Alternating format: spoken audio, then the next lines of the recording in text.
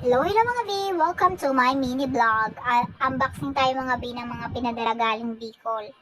First item, pili nuts. Yan mga B. Napakasarap yan mga B.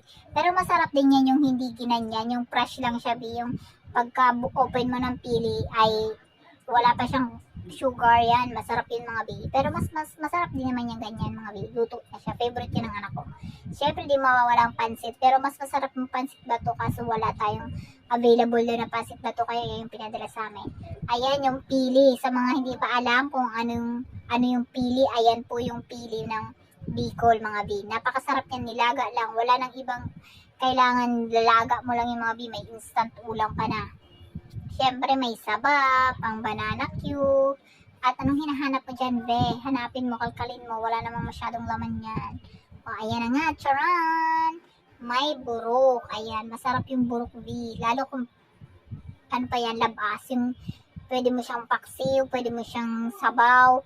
Lahat pwede mong gawin prito. Yan, yun sa pinadala sa amin ay tuyo. Kasi nga, para hindi masira, ginawa niyang tuyo. Binilad, si mama mismo gumawa niyan mga B. Sa kaya pili, buti hindi siya naglunte. Alam niyo, naglunte, hindi siya naghiwala yung balat sa buto, ganun. Ayan yung laman niya mga B, yung pili.